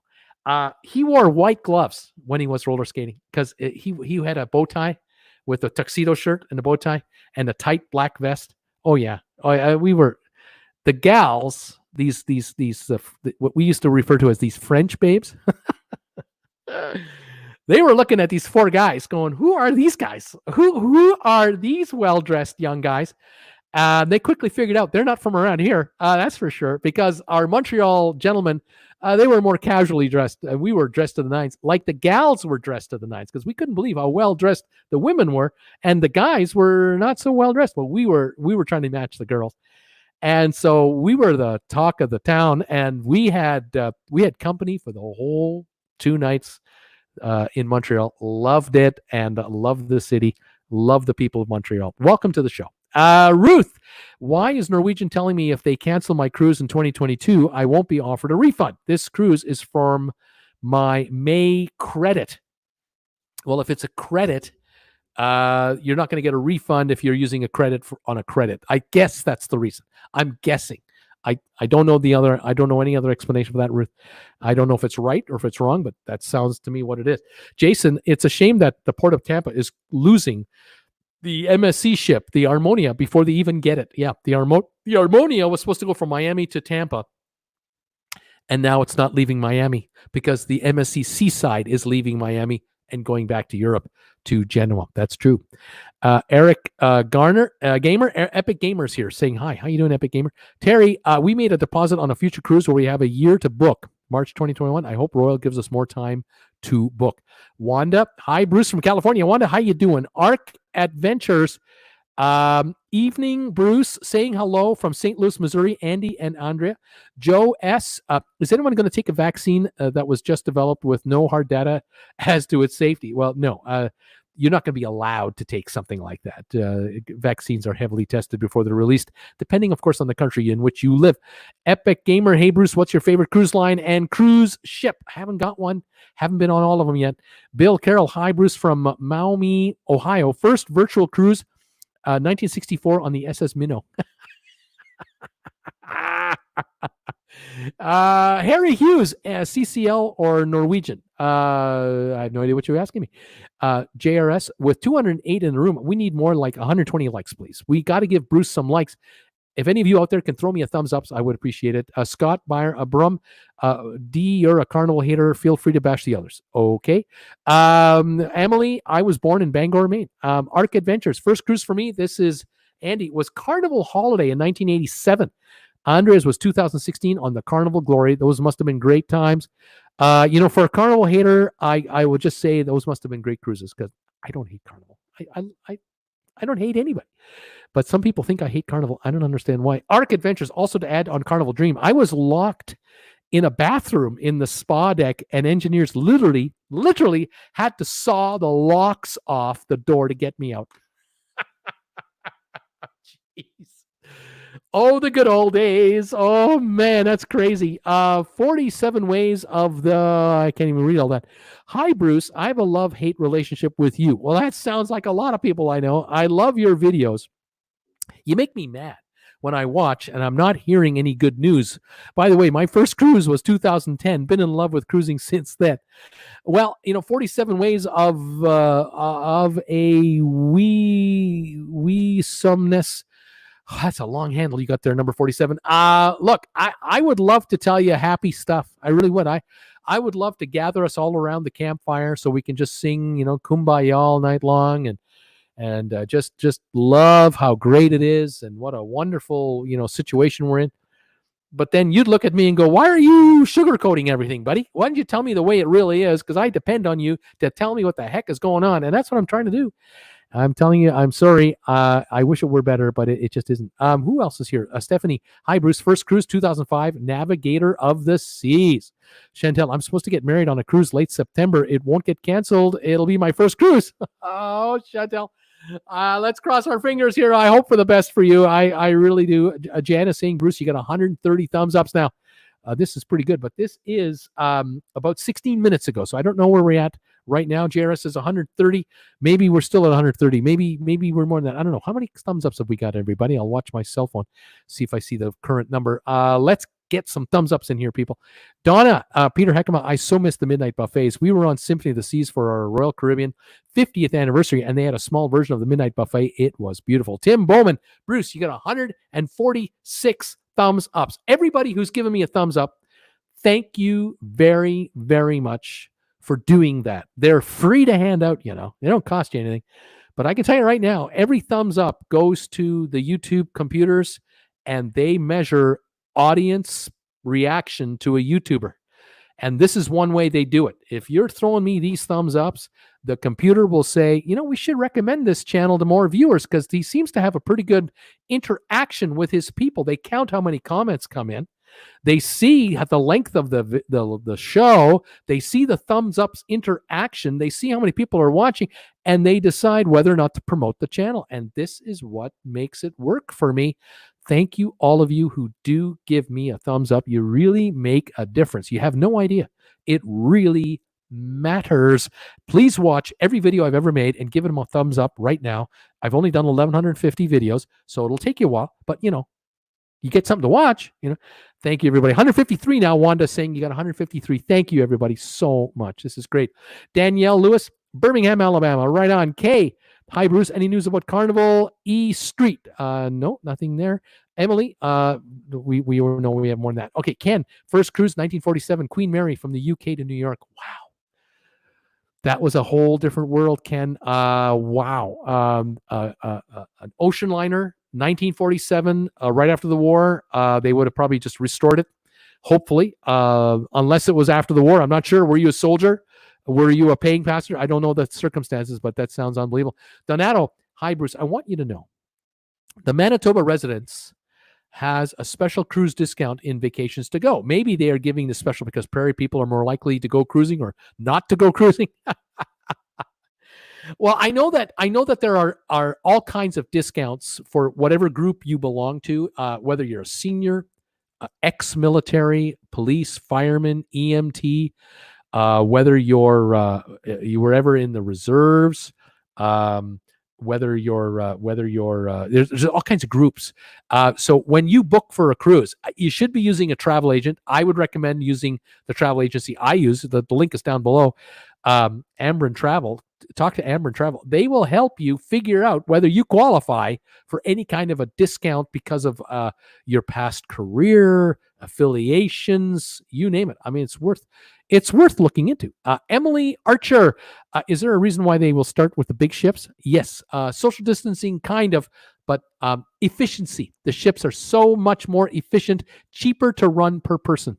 They make more money. Easier to make money on a bigger ship now and a newer ship. Tarini K. TK is here. Any news on Oasis? August the 30th, 2020. The cruise for August still on, but I wouldn't be betting on it. I would be betting the odds are, not going to happen versus going to happen. I have no idea. And even if the cruise happens, will there be restrictions? How many people can be on the ship? No idea. Traveling with Bruce says hi to all of you. Welcome to my channel. This is one of my coffee mugs here. Matches my T-shirt. Thank you for your support of my channel. Cheers to everybody. Caffeine-free Diet Coke, man. That is what I live on.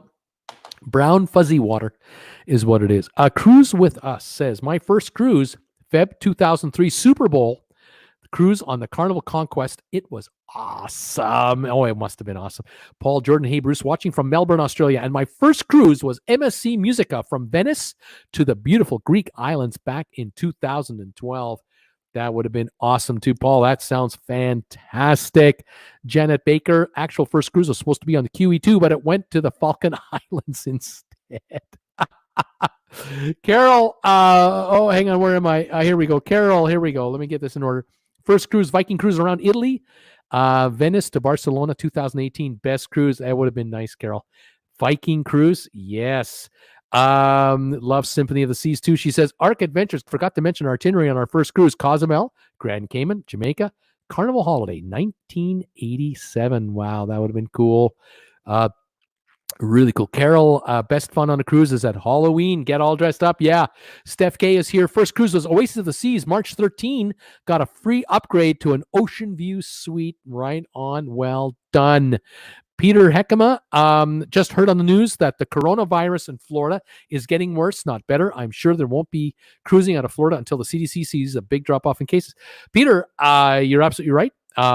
The cases in Florida are surging. Texas, they're going up. Atlanta, I thought I heard. California growing again. Washington State, Idaho, just south of me.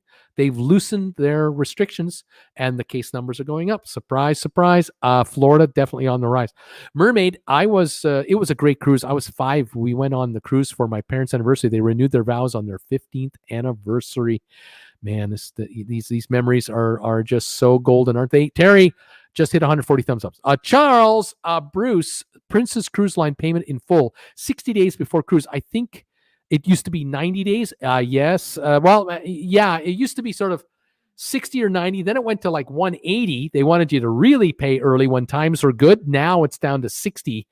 And they will let you cancel within 48 hours of the cruise. You can still cancel for a full refund, they're saying. Chantel Miller, it's funny. I keep hearing people say online coronavirus is getting worse in Florida, but I live in Florida and I have not heard that it's getting worse. Yes, it is. Chantel, it is getting worse in Florida. Unfortunately, it really is. Who else is here? I was living in Montreal. Jan says, in Montreal in 73. Oh, Lord, Bruce, was that you? Yeah, it was me. It was us. We were there. We were at the Recreotech roller skating in 73. Bruce, I think the race, the Recreotech was in Laval, a suburb of Montreal. Been there. I'll take your word for it, Peter. The Recreotech, it was so cool. I know I went there with my buddies. I think we went there for 2 consecutive summers. We visited twice, a couple of days each time, and we just loved it. We were really blown away by how they ran the place and the music and the surrounding, the atmosphere. We loved it. We had gone roller skating in Toronto to see was there a roller rink in Toronto that had any class to it. Couldn't find one. Toronto roller rinks were dumps. We couldn't find a decent place to roller skate. I was roller skating in Kitchener-Waterloo, Ontario at a place called Bingham Park. Summertime campground.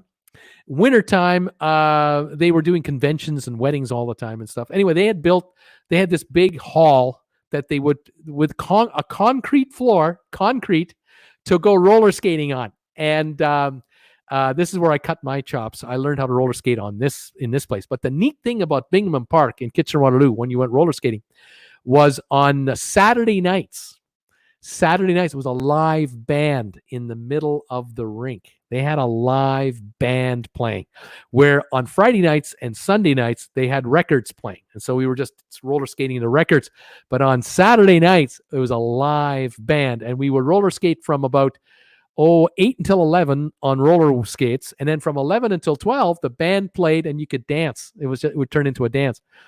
Really enjoyed it. I grew up. I grew up there, and I was very thin and very muscular.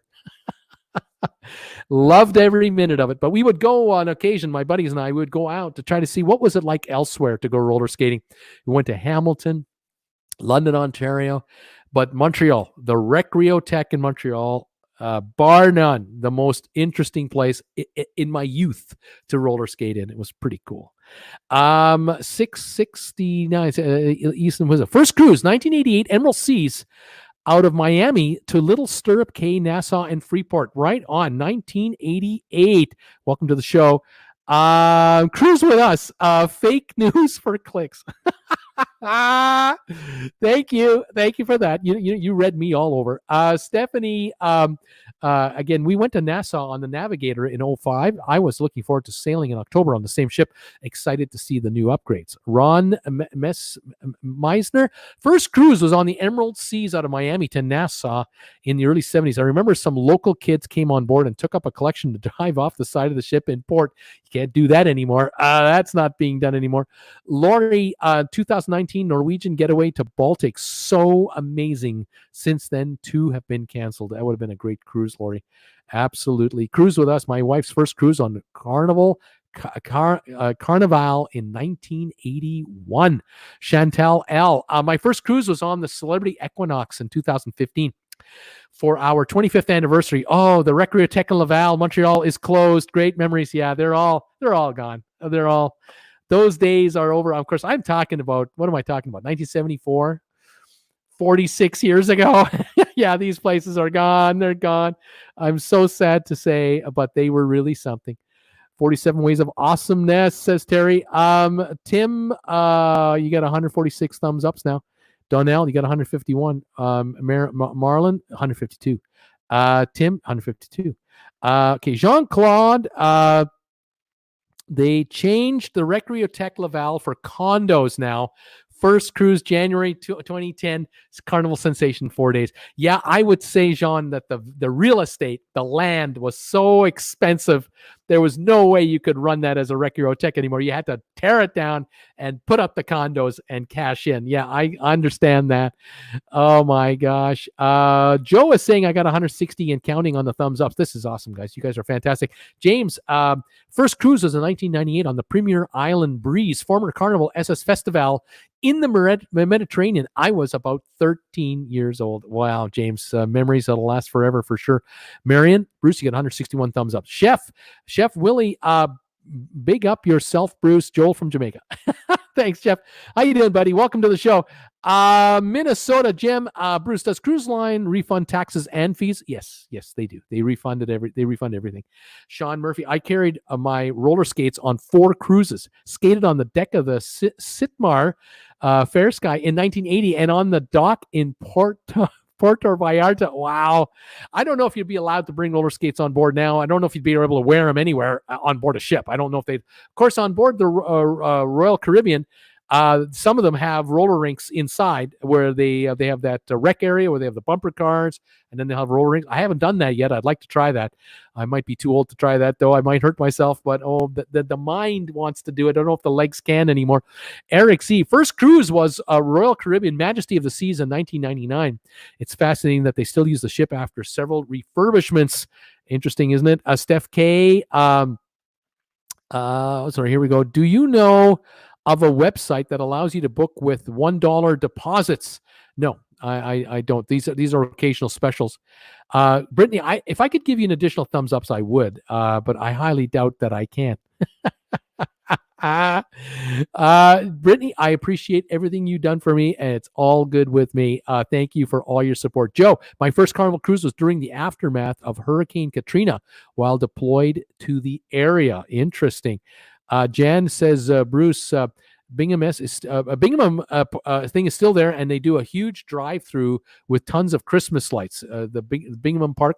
I know that the in Kitchener, Ontario, Kitchener-Waterloo, the Bingham family, they were hardworking, relatively successful, and they had this huge plot of land just outside of Kitchener, Ontario, where they developed a campground, and then they built this rec hall.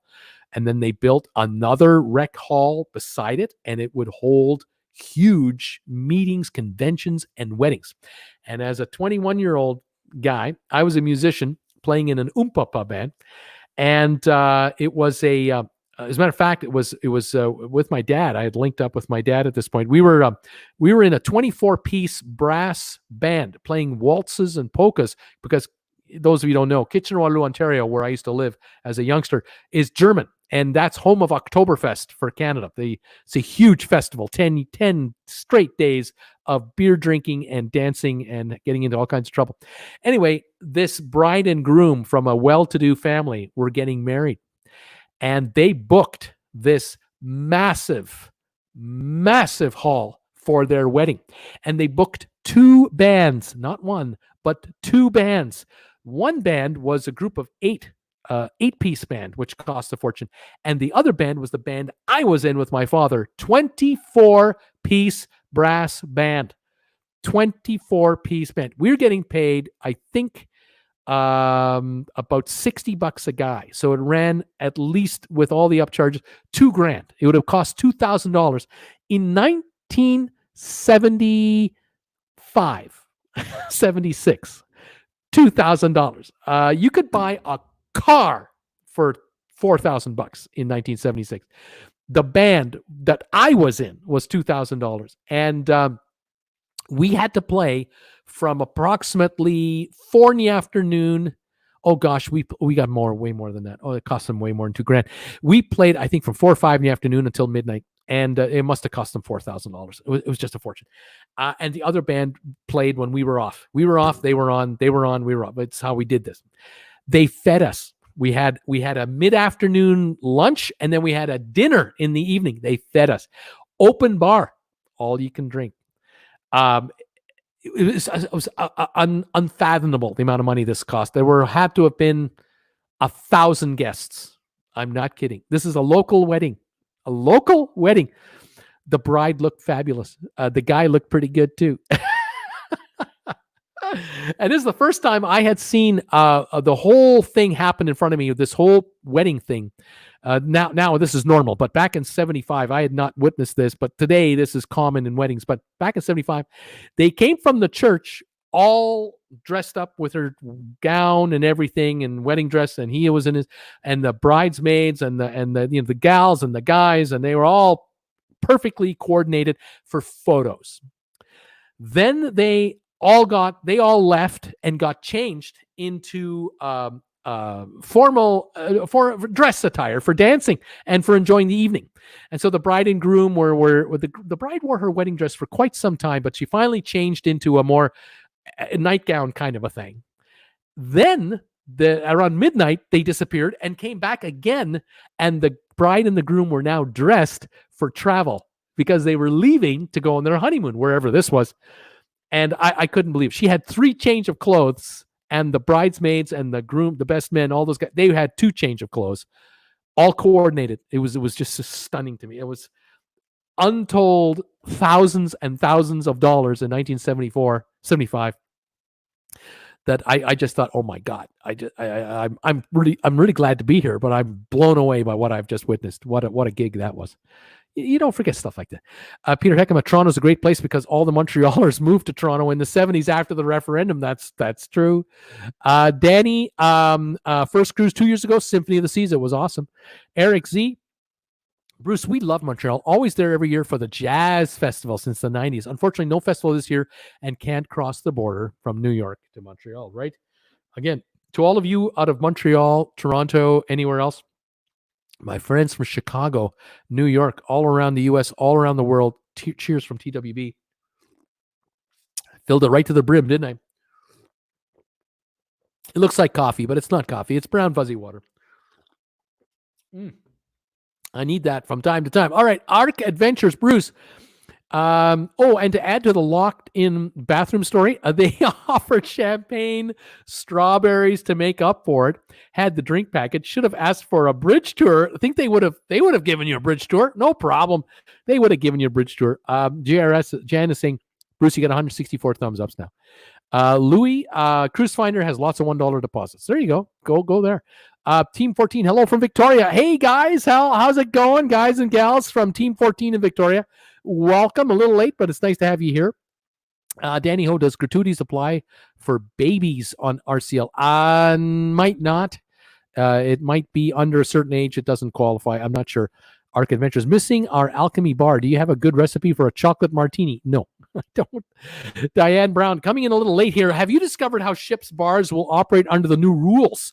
We often frequent the martini bar on a Celebrity, and it's shoulder to shoulder. Boy, I don't know. It's not going to be the same. That much I can tell you. Majesty of the Sea, small but mighty, says Art Guy. Right on. Arc Adventures. Also, I would have spilled that drink. Ha ha, Swan. Sean, do you think Royal will get rid of the Coke freestyle machines with this new social distancing and all that? I don't know. That's a good question. Will they allow you to pour your own drink at these things? I just don't know. New changes are coming. Ryan Tube HD. I just watched Poseidon Adventure. All right. Ryan, you don't count on this one. We'll play a little trivia here. Can anyone out there tell me the stars of the original Poseidon Adventure? Can you remember the stars, the actors that were starring in the original movie, The Poseidon Adventure? Let me know. That is funny. That's great. Who remembers Captain Frank Juliusson of the Norwegian Jade and the Epic? Ryan too wants to know. There were some really legendary captains out there in the early days, of course, but now with so many hundreds of ships, there are just captains upon captains. Tons of people now working it. Okay, Shelley Winters, yeah, she was definitely in the show. She didn't make it to the end. She didn't live. Just a bill or two. Brenner? No, there was no Brenner. Ernest Borgnine, Debbie Manuel. Yes, Ernest. He didn't live either. He didn't make it, did he? I think he died on that deal. Gene Hackman, he made it to the end, didn't he? Didn't Gene Hackman make it to the end? Janet says Shelley Winters. Bill, Shelley Winters. Nikki, Gene Hackman. Gene Hackman. Yeah. It was Gene Hackman, wasn't it? Yeah, Gene Hackman. He made it. And Shelley Winters. Everyone's getting those two. Leslie Nielsen was the captain of the ship. Leslie Nielsen was the captain. He didn't last long, did he? Susan Day was on that. Was she on that movie? Jan is saying Caroline Daly. Really? Sean, the guy on Airwolf. Ernest Borgnine. Jan. Oops. Carol Lindsay. Carol Lindsay. Oh, okay. I'll take your word for it. Nikki, single Ernest Borgnine, Carol Lingley, Bill saying Red Buttons. That's right. Red Buttons was on that. Did he make it? I think he did, but I'm not 100% sure, but I think he made it. Jan, Red Buttons, Art Guy, Leslie Nielsen, Bill Greer, Ernest Borgnine was on that movie. Yeah, that was a big group of actors who were on that movie. Made a lot of money. That movie made a lot of money, and then they had a remake of that movie about 15 years ago. Hollywood did a remake. The Doctor with the Medicine, says Jan, and then Maureen McCraig's Govern. Roddy McDowell. Yes, Roddy McDowell was one of the crew members. He was like a waiter, and he was way up at the top, which was the bottom. Helped get people up, and then he died. He didn't make it. He had to get off that movie because he had to go make Planet of the Apes. I think that's how that worked out. I could be wrong. Arthur O'Connell is the name. I couldn't say. Red Buttons, just like RedBubble Store. That's right, just like RedBubble. Oh man. Oh my gosh. Green buttons. Green buttons. Oh yeah. Interesting. That was an interesting show. I remember watching that movie for the very first time. I saw the movie. It was about 1976. It had been out, I think, in 74, something like that, or 72. I can't remember the year it came out, but I watched it after it was out. And I don't know how this happened, but I was in college at the time in Toronto, and they had the student association or whatever it was. We had this movie night, and they were going to play this movie, this Poseidon Adventure, in our college theater. and they were playing it on a regular projector, reel to reel. But the thing was that the movie reels, they were only 45 minutes long, and the movie I think is almost 2.5 hours. It's a long movie, so we had to go through reel after reel after reel. And so what would happen is they would play the first reel, and then after 45 minutes, the ship had just turned over. And the movie stops because it turns white on the screen. You hear this movie projector go clunk, clunk, clunk, clunk, clunk, clunk, and everyone's going, oh. So they change out the roll, put the new reel in, and start it up. And here we go with the second one. So now we go to the second one. And then 45 minutes later, it ends, and it goes white, and everybody goes, oh. And so we did that for 4 or 5 times. I still remember the frantic projectionists getting the next reel ready, knowing we're almost out of film. We got to reload this thing. Oh, it was so hilarious. And we would yell at these guys as if it was their fault that the film was only 45 minutes long, because we're so spoiled being in movie theaters, I guess. I don't know what to do. That's funny stuff. Those are the days. Peter, is anyone familiar with Malt Shop Memories Cruises? It was in October this year, postponed until November 2021. I don't know anything about that. No clue. JRS, 171 thumbs ups for you, Bruce, from Jen. That's awesome. Thank you guys for 171 thumbs ups. Really appreciate it. Well, I think I'm going to call it a night. I don't know if Ken and Janet are still here, but if you are from Saginaw, Michigan, thank you again for sending me a little article about the cruise business. I really appreciate that. He sent me a letter. This is May the 16th, 2020. 50 degrees in Saginaw, Michigan. Gas $1.84 a gallon. Dear Bruce, I just had to write today and thank you for the 11 things update you did on your channel update. I found it so helpful. We're trying to stay connected with the world of cruisers, and your channel gives me hope that, yes, one day we can again see the world. Ken has sold all of his NCL stock. Please do not mention this on your show. Sorry. I won't mention it on my show. I'm just reading the letter. We are retired, but certainly we do not feel all that elderly. Father time is truly marching on. As you recall today on your update at all the fun times, Ken remembers on the Norway his luggage came late, and that was the only time he's ever worn a tux, and his picture on our fridge to prove it. All right, our daughter was only 8 years old, Colleen, when we tendered into St. Martin from the Norway. The ladies on the beach asked if they could braid her hair. I said, sure. 8 braids because she's 8 inches tall. Well, 38 braids later, I gave him all the cash I had while Ken was on a fitness walk at Fort Amsterdam. Long story short, I recall it was so hot and beautiful and historic. I will write more memories next time after 2 months on lockdown. I have lost time to count my blessings. Bruce is priceless to us old cruisers. Thank you so much for all the work you put in your channel. You inspire us. It's more important than ever to stay in shape and remember all the good things in the world. Thank you. And thank you, the two of you, for your support of my channel and your kind words, and all of you out there. So many of you send me messages on my private email, which is down below in the description.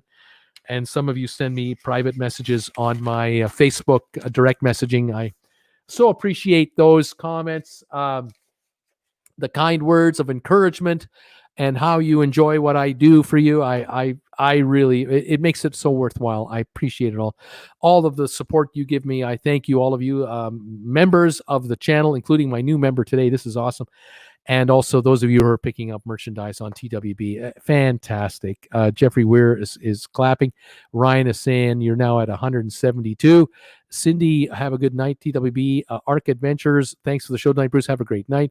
Bill Carroll, all I remember was Mad Magazine, Poop Side Down. Debbie Manuel, thanks for the show, Bruce, and even sneaking in a surprise trivia question. Stay safe, everybody. Have a great week. See you on the internet. Bruce, say hello to Jen for all of us. I will do a trivia show later this week, either Thursday or Friday this week. So keep your eye open on my channel for that. We'll put some trivia together. We'll have some fun. In the meantime, you never know when my next video is coming up, so keep an eye open for that. Thank you in the meantime for staying with me, hanging in there, and everything. I really appreciate it. Jan, thanks, Bruce, for all your constant effort in keeping us up to date. Thank you, Jan. Emily, thank you for the show. And thank you all for supporting me. That's it from Traveling with Bruce in Creston, British Columbia. It was raining earlier, then it got clear, and now it's getting ugly again, and I think we're going into some more showers. So what can I say? No dust in Creston today. I can tell you that. Stay safe, everybody. Stay safe, Bruce. Stay healthy. Thank you, Emily. Stay cool. Stay warm. Stay safe. Stay healthy. And we'll catch you next time, everybody. Thank you for being here. Donato, you thank you as well for being here. See you next time, everyone. Bye for now.